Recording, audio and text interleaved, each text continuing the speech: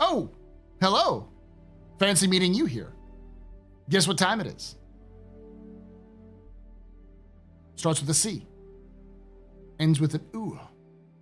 That's right. Capsule. This is an office hours capsule, which I call sort of a small segment of my office hours live stream that I do on Thursdays at 8 p.m. Eastern, 5 p.m. Pacific on twitch.tv/TheAstroPub and youtube.com/TheAstroPub Live. I'd love for you to come join chat here as we talk about lore, news, and more. We tend to look over the news of the day, go over recent updates and such. We read monthly reports. We go through the roadmap roundups. We watch ISC. Sometimes I record that and pop it up there. But because the stream is like 4 hours long typically, and a lot of people want to have some of these things, I record these little segments as sort of like a pop-out way so that you can just quickly watch it on your own if you have time to. So I try to keep them in between 20 to 40 minutes at most. Hopefully long enough to keep your attention and everything else like that, but not so long that you have to watch it in multiple sittings. So today we're going to talk about the roadmap roundup from March 12th, 2025. And we'll talk a little bit about 1.0 and 1.0 status and what we're looking at, because they talk a lot about 1.0 in this one as well. So with that, let's get started.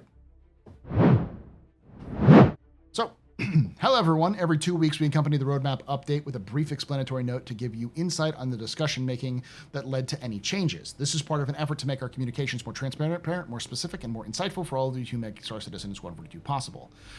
Just a reminder, the 1.0 column showcases features and content planned for inclusion in or before Star Citizen 1.0. This means you may not have to wait for the 1.0 release to experience them. As features and content in the 1.0 column become ready, they will migrate left into a point patch column for release. Be sure to check back every 2 weeks for release updates, the latest updates. With that, let's dive into this week's roadmap roundup, CIG Community Team. Notable changes for March 12th, 2025. 4.0, Supply or Die. The Supply or Die event has been added to the card and has been switched to release. 4.1, Mission Giver, Wicklow. By the way, it's pronounced Wicklow, not Wikello, not Wicalo. It's Wicklow is how you say it, according to the guy whose missions always break. New Mission Giver enters the verse, bringing fresh opportunities for players to explore. We have renamed the card from Redacted Mission Giver to Mission Giver Wikello. The card has been changed to Committed.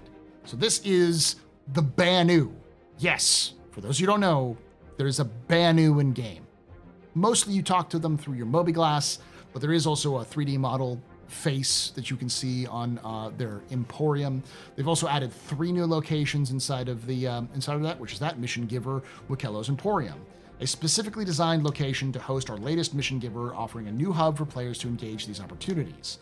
This is not just a location. It also is tied to missions you can do for Wikello, and if you do those missions for Wikello, they will give you specific perks. You get a little bit of credits, if I remember correctly, but I think you get like tokens, and not credits. You get tokens, and then you can use those tokens from Wikello to unlock specific items that you can get from them, including armor or ships or modified weapons. So favors is what they're called, yeah. Sandbox activity, Align and Mine. New open-ended activity blending on-foot exploration with aerial support, creating sandbox gameplay opportunities for daring teams.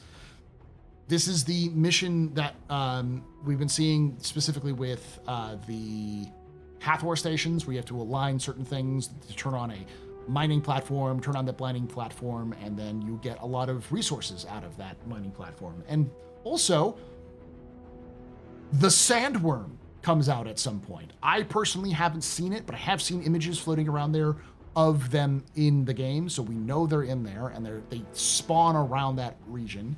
So, and I think they're connected to this activity as well. Volt AAR Parallax, powerful new weapon boasting unique blend of characteristics, firepower, and tactical potential. This is a beam weapon where you fire. It's a laser weapon you fire, and the more you fire it, it builds up heat, and as it builds up heat, it turns into a beam. It's released in 4.1 already for testing because it's open in Open PTU as of this recording. So, Hathor ground alignment stations. Strategically placed Hathor-operated outposts providing key infrastructure and sandbox gameplay opportunities for planetary operators. Hathor Mining Station, powerful new weapon boasting a unique blend of characteristics, firepower, large-scale mining laser facility operated by Hathor Group. Both of those are part of the Aligner Mine, but I think they're going to be used for other missions as well. All right, 1.0. Now, it's important to note when we talk about 1.0 and them moving in that, as I said earlier, the 1.0 stuff will eventually migrate over to the left. But I will say this right now. If we're seeing stuff added to the 1.0 column, it's unlikely that those are soon, based on the fact that they're just adding them to the column. They've also added a bunch of stuff that was soon to the 1.0 column. So, like, the earliest we would see any of these is 4.2, which is probably in May or June. And I wouldn't even think that those will make it or not, because a lot of these are features. And as CIG has said, their focus isn't on features, it's on content and boosting the current features to make sure that they function. So all of this stuff is stuff that is sort of long-term planning that CIG is going to do within the next 2 years or so. So IFCS and control surfaces, improving atmospheric flight dynamics with functional control surfaces, allowing for more precise maneuvering and realistic aerodynamics. A general update to the flight model of all ships allows for you to tailor your ship's behavior more as you play to your playstyle.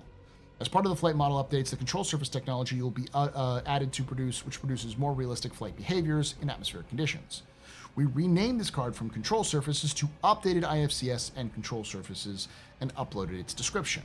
Right above me, I did a read-through of the monthly report that happened just recently, and they specifically talk about the changes to IFCS they're doing, which is going to be, for those of you who played Elite Dangerous, it's very similar to the assist off mode. They're trying to make the IFCS as give you as much control as they can to the IFCS, so you can turn off and on different things as you want to.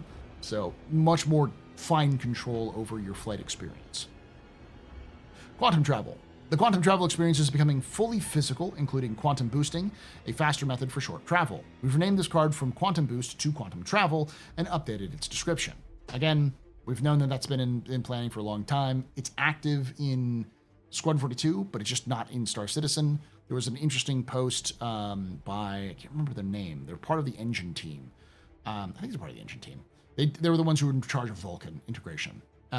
They mentioned that one of the reasons why Vulcan isn't in Star Citizen is because the Star Citizen game we have right now hasn't pulled from the main branch in a long time. So a lot of the stuff they've been adding and fixing to the game, like quantum travel and such, are part of Squadron, and they're being tested in Squadron, but they're too unstable to be tested in Star Citizen at this moment. So, and for those, before anyone gets crazy and jumps in and be like, well, that means Squadron 42 is buggy. It probably is, but there's a lot different environment between a single player curated experience with semi-open world elements and an online multiplayer MMO. Those are very different things to build and like patch for. So stuff that works single player may not work well multiplayer. We just don't know right now. Only CIG knows, and I'm sure they're testing that. So, realistic audio mode, a systemic solution for expressing game audio in depressurized states through effects applied to audio and an increased emphasis on the resonance of sounds through surfaces and physical contact. So that was one they kind of showcased a while back. I think like 2 years ago. They showcased some of that elements. Again, it's probably in Squadron. I think it is in Squadron. We've kind of seen that already, but it's not fully implemented in Star Citizen yet. So for a lot of those reasons. So what did we learn? Generally speaking, a lot of stuff from 4.1 is added to the roadmap. And because 4.1's already in open PTU, I wouldn't expect the 4.10 PTU to be much longer. It's probably going to be another couple weeks, with 4.1 releasing at the end of this month. And CIG has said specifically that they want a much faster patch cadence. So that may mean we get 4.2 in May or April. It could also mean that, or May, yeah. It could also mean that we get 4.1.1, and then 4.1.2, and then we get 4.2. We don't really know quite yet. But the big thing to take away is that if you see anything added to the 1.0 column, do not expect it anytime soon, because CIG would have added it to the 4.1 column, or we'll add it to another column later. We still need to see how those things migrate. Once we start seeing those migrate from the 1.0 column to like a 4.2 or a 4.3 or whatever patch, then we'll kind of get the cadence down. But for now, set expectations properly. It's good that they're in the 1.0 column because they're probably looking at it. And a lot of those things were stuff that they've specifically talked about recently working on. So these are features that they're actively in development, but they're just not ready for release anytime soon. So hopefully that helps out. As always, I want to hear your thoughts down below on any of this. Do you think Paul's being pessimistic? Of course, we're going to see all of these things faster. Do you think we're going to see them ever? Who knows? Tell me if you like these sorts of things. I like to do them, so I love to post up. It doesn't take me too long to get them done.